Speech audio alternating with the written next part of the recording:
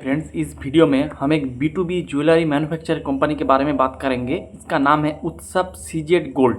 तो अगर आप देखेंगे ये एसएमई सेगमेंट में है, ये अभी मेन बोर्ड में लिस्टिंग नहीं हुआ है क्योंकि ये एसएमई सेगमेंट में है, इसीलिए इसका रिजल्ट साल में 2 बार आता है, एक H1 में और एक H2 में। तो इस वीडियो में हम H2 ऑफ FY26 के रिजल्ट के बारे में डिटेल एनालिसिस करेंगे। इसका कॉन कॉल भी हो चुका है, तो इस वीडियो में हम कॉन कॉल के बारे में भी डिटेल्स एनालिसिस करेंगे। तो चलिए वीडियो को स्टार्ट करते हैं।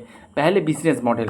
तो उत्सव सीजेड गोल्ड एक B2B ज्वेलरी मैन्युफैक्चर कंपनी है। तो ये लोग अपना ज्वेलरी बनाते हैं और इस ज्वेलरी को ये लोग जो है, जैसे जो आपका इंस्टीट्यूशनल जो क्लाइंट है या फिर कॉर्पोरेट जो क्लाइंट है, इस कॉर्पोरेट क्लाइंट को ये लोग अपना ज्वेलरी को सेल करते हैं और उसके हिसाब से ये लोग अपना रेवेन्यू वगैरह अर्न करते हैं। सिंपल बिजनेस मॉडल है। जैसे आपका स्काई गोल्ड है, सिंगर हाउस ऑफ मंगलसूत्र है, शांति गोल्ड इंटरनेशनल है, इस तरह का ही सेम बिजनेस मॉडल है उत्सव सीजेड गोल्ड का। तो ये बात है। और अगर इसका मार्केट कैप देखेंगे, इसका भी करेंट मार्केट कैप है ऑलमोस्ट 700 करोड़ का मार्केट कैप है। उसके बाद इसका जो H2 का रिजल्ट हम लोग देख लेते हैं। पहले इसका रेवेन्यू ग्रोथ हुआ है, तो मोटा मोटी 88% से H2 में रेवेन्यू ग्रो हुआ है और FY26 में ऑलमोस्ट 80% से इसका रेवेन्यू ग्रो किया है। और इसका वॉल्यूम अगर आप देखेंगे तो 11% से इसका FY26 में वॉल्यूम ग्रो किया है। और इसका जो EBITDA 99% से ग्रो किया है और FY26 में 135% से ग्रो किया है। और इसका EBITDA मार्जिन वो भी थोड़ा बहुत इंक्रीज़ हुआ है, वो आप H2 वर्सेस H2 और FY25 वर्सेस 26 देखेंगे तो पैट 95% से ग्रो किया है। FY26 में भी इसका पैट 136% से ग्रो किया है। After FY26 their consolidated PAT is 59 crore. तो ये मोटा मोटी इसके रिजल्ट है। पैट का मार्जिन भी इम्प्रूव हुआ है और FY26 के हिसाब से इसका पैट का मार्जिन है 5.10%, FY25 में था 3.87%।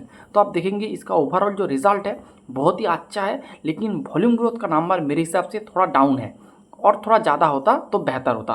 तो इसका वॉल्यूम ग्रोथ हुआ 11% से और इसका रेवेन्यू ग्रो हुआ है 79% से। तो रिमेनिंग जो ग्रोथ है ये पूरा आपका वैल्यू ग्रोथ से हुआ है, क्योंकि आपको पता है FY26 में जो गोल्ड का जो प्राइस है वो ऑलमोस्ट डबल हो चुका है। तो इसका ही बेनिफिट इस तरह का बिजनेस को मिला है। तो ये बात है। उसके बाद हम इसका और कुछ पैरामीटर देख लेते हैं। जैसे इन लोगों ने ऑलमोस्ट 112 न्यू क्लाइंट्स इन लोगों ने ऐड किया है। उसके साथ ये लोग 22 कैरेट्स, फिर 20 कैरेट्स और 18 कैरेट्स का ज्वेलरी बनाते हैं। उसके साथ ये लोग नेचुरल डायमंड का ज्वेलरी बनाते हैं। आपका जो लैब ग्रोन डायमंड उसका भी ज्वेलरी बनाते हैं। उसके साथ ये लोग अभी प्लेन गोल्ड का ज्वेलरी भी बना रहे हैं। तो बहुत सारे इसके पास ज्वेलरी लाइन है जो डिफरेंट सेगमेंट में ये लोग काम करते हैं। उसके साथ अगर आप देखेंगे तो इसका जो, चलिए इसके बाद आप कॉन कॉल में एंटर करते हैं। कॉन कॉल में बाकी सब पैरामीटर डिस्कस कर लेंगे। तो पहले हम इसका ग्रोथ के बारे में डिस्कस करेंगे। तो अगर देखेंगे FY26 में इसका ग्रोथ है 80%, लेकिन मैनेजमेंट ने कहा है कि FY27 में ये लोग 60% से अपना रेवेन्यू को ग्रो करेंगे। इनमें से इसका जो टॉप वॉल्यूम का ग्रोथ होगा वो मोटा मोटी 35 से 40% के बीच इसका वॉल्यूम ग्रोथ होगा। रिमेनिंग जो ग्रोथ होगा वो होगा आपका वैल्यू ग्रोथ से। तो ये बात है। उसके साथ अगर आप इसका इस तरह का जो वॉल्यूम जो ग्रो करेंगे 60% से ग्रो करेंगे अपना रेवेन्यू को, तो इसके लिए आपका कैपेसिटी बढ़ाना भी ज़रूरत है। अगर आप देखेंगे इसका पहले कैपेसिटी था 1.5 टन पर ईयर, यानी 1500 kg पर ईयर इसका कैपेसिटी था। लेकिन अभी इसका करेंट कैपेसिटी है 2500 kg पर एनम, यानी 2.5 टन पर एनम इसका करेंट कैपेसिटी है। तो ये लोग अपना कैपेसिटी को एनहांस किया है और इसका भी जो यूटिलाइजेशन है वो है मोटा मोटी 60%। मैनेजमेंट ने कहा है FY27 के एंड में इसका यूटिलाइजेशन मोटा मोटी 70 से 75% में पहुंच जाएगा। टोटल 2500 kg का जो करेंट जो कैपेसिटी है उसका टोटल का यूटिलाइजेशन हो जाएगा आपका 75% फ्रॉम द 60%। तो ये बात है। उसके साथ मैनेजमेंट ने कहा है कि ये लोग और कुछ लाइन आइटम स्टार्ट करना चाहते हैं, इसीलिए ये लोग अपना कैपेसिटी को जो अभी है 2500 kg पर एनम, इसको ये लोग इंक्रीज करके कर देंगे 6 से 7 टन पर एनम, यानी 6000 to 7000 केजी पर एनम ये लोग अपना कैपेसिटी को एक्सपांड करेंगे, लेकिन कब करेंगे, कौन सी साल में ये कमीशन होगा, इसके बारे में मैनेजमेंट ने कोई भी बात नहीं किया है। और इस तरह का FY27 में जो इसका जो कैपेसिटी बढ़ रहा है, इसके लिए मैनेजमेंट ने कहा है कि ये लोग 50 करोड़ का कैपेक्स कर रहा है, और जो कैपेक्स होगा वो बैंक से ये लोग डेट लिया है, तो इस डेट के थ्रू ये लोग अपना कैपेसिटी बढ़ाएंगे जो FY25 में। तो ये हो गया।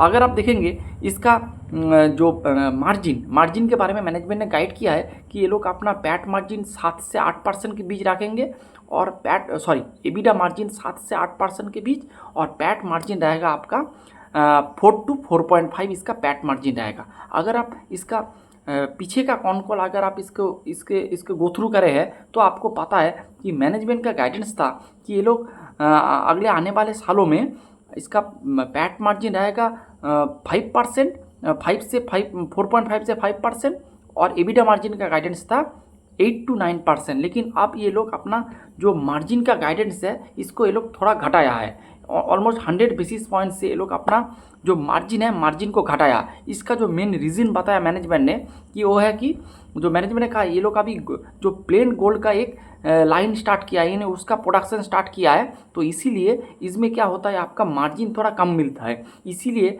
क्योंकि उस सेगमेंट में आपको मार्जिन कम मिलेगा, तो ये जो कंसोलिडेट जो मार्जिन है इसको ये थोड़ा डाउन कर रहा है। इसी वजह से ये लोग मार्जिन का नंबर थोड़ा रिड्यूस किया है। मेरे हिसाब से ये नेगेटिव पॉइंट है। ये जो नेगेटिव पॉइंट है, जो पॉजिटिव पॉइंट है, ये हम लास्ट में बताएंगे, ये बात है। उसके साथ अगर आप देखेंगे इसका ऑलमोस्ट 23 स्टेट में ये मोटा मोटी प्रेजेंस है, लेकिन अबव 60% इसका रेवेन्यू कम फ्रॉम महाराष्ट्र से। तो महाराष्ट्र से इसका ऑलमोस्ट 60% रेवेन्यू इसका आते हैं, लेकिन मैनेजमेंट ने और इसका अगर आप देखेंगे जो 50% जो रेवेन्यू है वो 10 क्लाइंट्स के पास से आते हैं। तो मैनेजमेंट ने ये भी कहा है कि ये लोग मोटा मोटी 112 यानी 112 न्यू क्लाइंट्स इन लोगों ने ऐड किया है, तो इसका जो कॉन्सेंट्रेशन जो रिस्क है वो थोड़ा डाइल्यूटेड हो जाएगा। ये भी बहुत ही अच्छी बात है। उसके साथ मैनेजमेंट ने और एक बात किया एक्सपांसन के वजह से, तो मैनेजमेंट ने कहा ये लोग दुबई में एक ऑफिस वगैरह सेटअप कर रहा है, एक सब्सिडरी को ये लोग एक्वायर किया है, और उस सब्सिडरी के थ्रू ये लोग जो मिडिल ईस्ट में ये लोग अपना बिजनेस को करेंगे, साउथ जो दुबई वगैरह रीजन में, उसके साथ ऑस्ट्रेलिया, इंडोनेशिया, सिंगापुर, इस तरह का रीजन में भी ये लोग अपना कारोबार को बढ़ाएंगे। अगर आप देखेंगे अभी जो इसका एक्सपोर्ट का कंट्रीब्यूशन है वो लगभग 1% है, लेकिन मैनेजमेंट ने कहा है जब उसका दुबई वाला जो सब्सिडरी ऑफिस जब पूरा स्टार्ट हो जाएगा तब इसका परसेंटेज इजीली 10 to 12% में चला जाएंगे। लेकिन अभी भी दुबई का ऑफिस का सेटअप अभी भी स्टार्ट नहीं हुआ है, वो अभी प्लानिंग फेज में है। तो ये बात है। तो और इसके साथ मैनेजमेंट ने ये भी कहा है कि दुबई का जो एक्सपोर्ट का जो मार्जिन है वो भी डोमेस्टिक की तरह ही सेम है। ऐसा नहीं है कि आपका एक्सपोर्ट में ज़्यादा मार्जिन मिलेगा। एक्सपोर्ट में जो भी मार्जिन आपको मिलता है डोमेस्टिक में ही उसका सेम मार्जिन मिलता है। तो ये बात है। उसके साथ अगर आप देखेंगे जो मोटा मोटी मैनेजमेंट ने बात का कैश फ्लो के बारे में मैनेजमेंट ने बात किया है कि उसका अभी कैश फ्लो नेगेटिव है, आने वाले सालों में भी इसका कैश फ्लो नेगेटिव रहेगा, क्योंकि उसके पास जो भी कैश आते हैं वो इसको ज्वेलरी बना के रख देते हैं, तो इसके पास कोई सरप्लस कैश वगैरह नहीं रहता है। तो ये मैनेजमेंट ने मोटा मोटी बताया है। तो उसके साथ जो पीएम का जो स्पीच था कि आप गोल्ड का थोड़ा कंजम्पशन कम करिए, क्योंकि गोल्ड इंपोर्ट से फॉरेक्स का जो गैप बन रहा है, इस जो मोदी जी ने जो बताया था, इसके बारे में मैनेजमेंट ने बताया इसका कुछ इफेक्ट इसके ऊपर नहीं आएगा, क्योंकि जो जब ज्वेलरी को जो आपको जो घर में जब शादी वगैरह होंगे तो आपको ज्वेलरी जरूर खरीदना पड़ेगा। ये आपका रॉ मेटल के लिए मैं शायद ये बोला है, इस तरह का बात मैनेजमेंट ने किया है। तो इसका जो पीएम स्पीच का इसके ऊपर ज़्यादा इफेक्ट नहीं पड़ेगा, ये मैनेजमेंट ने बताया है। तो यही मोटा मोटी बात है, यही पूरी एनालिसिस है। इसके मैनेजमेंट यही बताया है, यही हम सिंपल लैंग्वेज में बात कर दिया है। तो अगर आप इसका थोड़ा नेगेटिव पॉइंट में बात करेंगे तो एक तो बात है जो इसका जो नया वाला कैपेसिटी आ रहा है, तो कैपेसिटी एनहांस बहुत अच्छे से हो रहा है, लेकिन नया वाला जो कैपेसिटी आ रहा है उसके बारे में मैनेजमेंट ने कोई डेट वगैरह नहीं दिया है, एक बात। दूसरी बात है को इसका जो वॉल्यूम का जो ग्रोथ है वो अभी करंट FY26 में है ऑलमोस्ट 10%, और FY27 में है 30 से 35%। तो ये मैनेजमेंट का गाइडेंस है। अगर आप देखेंगे इसका मार्केट कैप है ऑलमोस्ट 7,000 करोड़ का मार्केट कैप है, और इसका वॉल्यूम ग्रोथ है आप देखेंगे 30% कह रहा है, 30 से 35-40%। और इसी लेवल से अगर आप देखेंगे स्काई गोल्ड, इसका भी मार्केट कैप मोटा मोटी 8,000 है, तो ऑलमोस्ट 12-14 गुना इसका 13 to 14 गुना है इसके कंपेयर से, लेकिन वो भी 30% से अपना वॉल्यूम ग्रो कर रहा है। तो मेरे हिसाब से वॉल्यूम ग्रोथ का नंबर और थोड़ा ज़्यादा होना चाहिए था। और उसके साथ इसका वॉल्यूम ग्रोथ है 35 से 40% और रेवेन्यू ग्रोथ है 60%। तो अगर आपका गोल्ड का प्राइस उतना हाई नहीं हुआ है तो ये एक दिक्कत हो सकता है वैल्यू ग्रोथ का सेगमेंट में। और उसके साथ और एक बात मैं बताएंगे कि हम बताएंगे कि इसका जो मार्जिन, पहले इसका मार्जिन था, अगर आप देखेंगे पहले इसका मार्जिन था जो पैड मार्जिन था 4.5 से 5, लेकिन आप ये मार्जिन को थोड़ा डाउन कर दिया है, जो मेरे हिसाब से ये भी एक नेगेटिव पॉइंट है।